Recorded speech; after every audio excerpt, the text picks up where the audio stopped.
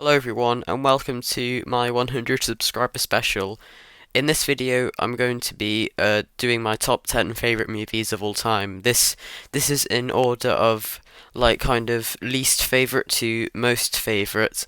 But like, obviously I love all of these movies. I'm just saying before we get started, I give every single one of these movies a 10 out of 10. These are actually the only 10 movies I've given a 10, so that makes it very easy for me. So, yeah, let's just get started with number 10. At number 10, I have Casino Royale from 2006. This movie has really great spy stuff, and it somehow manages to make a poker game really, really intense. I've played poker myself, and it's never been as intense as it was in Casino Royale. Apart from that, though, there's so many great sequences of action and other things as well. The story is really well told, and I really like Daniel Craig's performance in this. I thought it was a great first performance as James Bond. Not my favourite Bond actor, but he's very good.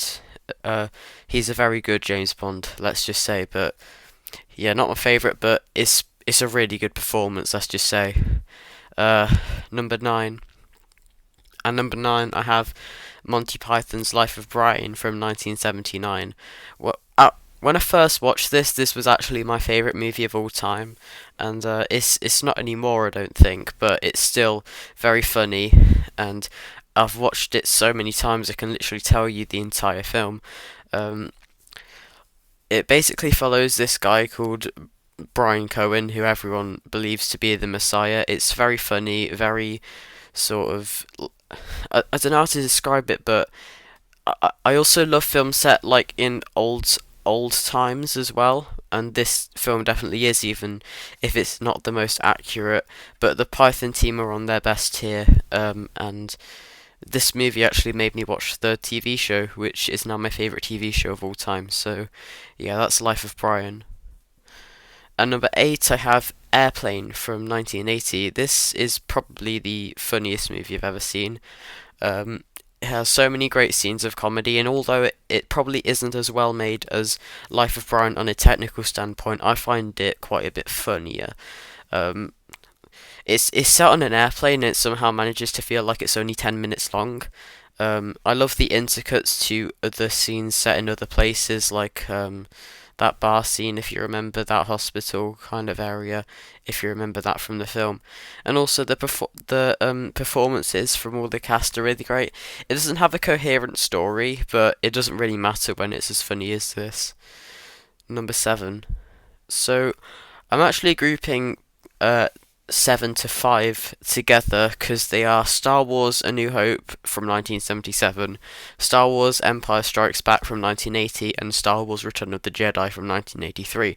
I absolutely love these movies. I've watched them so many times since I first watched them when I was very, very young, like when I was, I believe it was 7 when I first watched them, and I still love them to this day. That order that I just said is what I put them in. A New Hope is my least favorite out of the original trilogy, and Return of the Jedi is my favorite, just because of how it's told. I haven't seen these movies in a few years, but I definitely will soon because they are honestly really, really great, and I love them so much for everything. They were revolutionary as well for their time. They're really good movies, and I highly recommend everyone watching this video should check them out. Number 4. At number 4, we have another James Bond movie, which is License to Kill from 1989. Um, Everything I loved about Casino Royale pretty much is escalated here. In my opinion, the action is better. In my opinion, the performances are better. In my opinion, it's just more enjoyable. I've always loved License to Kill from when I first saw it, and it's definitely my favourite James Bond movie. I don't know what it is about it. It's just the story and everything. It all works so well, and the tanker chase scene at the end is still one of my favourite action scenes in James Bond. Yeah, and I really like Timothy Dalton in this movie. He's my favourite James Bond of all time. So yeah, that's License to Kill. And we're in the top 3 now. So yeah, number 3. At number 3, we have a Stanley Kubrick period drama, which is the only Stanley Kubrick film I've seen, Barry Lyndon from 1975. I'd love to watch more Stanley Kubrick films, but unfortunately, this is the only one that I've actually seen. But yeah, I've watched bits of 2001: A Space Odyssey, and this would probably get onto this list if I watched it before this video, but I didn't, so sorry about that. But I'm going to watch it very soon, so you can follow me on Letterboxd if you want to see what I thought about that. But yeah, Barry Lyndon, it's fantastic in every sense of the word. It's 3 hours, but manages to feel like 1 hour. Um, I love all the war scenes, and particularly the second half is my favourite because like that's where everything in his life goes wrong. And um, a lot of people seem to say that the only thing good about this movie is how it's shot, and what like I'm just saying, what you miss, like you're missing out on so much if that's all you think's good about this movie, which is what people thought when it first came out, I think, but now people generally seem to appreciate that this movie's storytelling, its acting, is already great. Yes, the shots are good, but come on, the story, it's just so good and entertaining, and yeah, that I love Barry Lyndon. Next, at number 2 is Terminator 2: Judgment Day.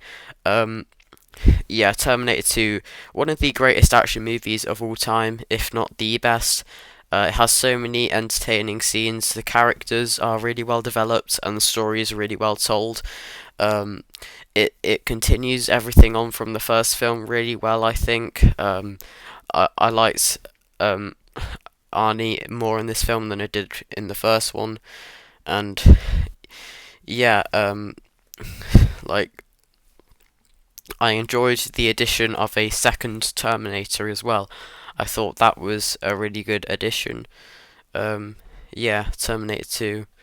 But at number 1, I have the Terminator, the original one from 1984. Terminator 2 is from 1991. Yeah, this movie is incredible in my opinion. It mixes action and horror in a way that's I don't think has been done quite so well. Uh, Arnie is great in this.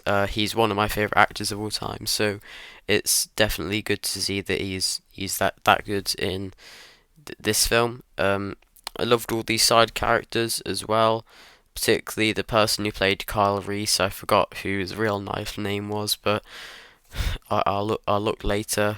Um, yeah, definitely. Yeah, really good film. The story is, in my opinion, really great. The action scenes are really fun, and I really love the story, which I've probably said too many times in this video, but it doesn't really matter too much, I don't think. So yeah, that's my top 10 favorite movies of all time.